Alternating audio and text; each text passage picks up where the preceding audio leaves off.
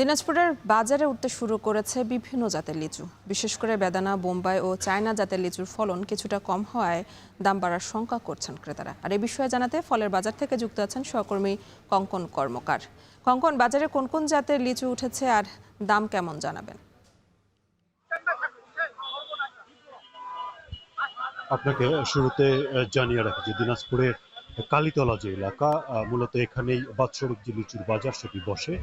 এই সপ্তাহখানেক আগে বলা যায় যে এখানে লিচুর বাজারটি বসেছে। শুরুতে বেশ অপরিপক্ক লিচু বাজারে আসলেও গত কয়েকদিন ধরে কিন্তু লিচুর আমদানি বাজারটিতে কিন্তু অনেকটাই বেশি। আজকে বলা যায় যে দিনাজপুরে কিন্তু সকাল থেকেই লিচুর বাজার অনেকটাই জমজমাট। দেশের বিভিন্ন জায়গা থেকে ক্রেতারা এখানে ভিড় করেছেন এবং লিচুর বাজার সম্পর্কে যদি বলি, আপনি জানেন যে দিনাজপুরে বেশ কয়েকটি লিচুর ভ্যারাইটি আছে। তার ভিতরে মূলত জিআই যে পণ্য বেদানা লিচু, সেটা কিন্তু বাজারে আমি দেখতে পাচ্ছি বেশ আমদানি হয়েছে। পাশাপাশি মাদ্রাজি যে লিচু এবং বোম্বাই জাতের লিচুটিও কম মাত্রায় হলেও কিন্তু বাজারে এসেছে। দামের ব্যাপারে যদি বলি, আপনার বেদানা যে লিচুটি এটি বিক্রি হচ্ছে 1200 টাকা থেকে 800 টাকার ভিতরে প্রতি 100 পিস, এবং এর পাশাপাশি মাদ্রাজি যে লিচুটি এটি মূলত প্রকারভেদে বিক্রি হচ্ছে 300 থেকে 320 টাকা, এবং এর বাইরে চায়না যে লিচুটি এটিও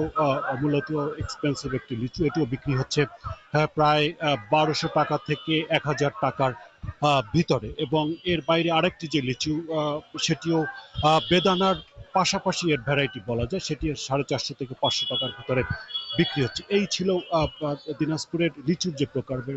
এর বাইরে আপনি জানেন যে এবার কিন্তু দিনাজপুরের লিচুর উৎপাদন যেটি হওয়ার কথা তার চেয়ে কিন্তু অনেকটা কম হচ্ছে, মূলত আবহাওয়ার বিভিন্ন সংকটের কারণে।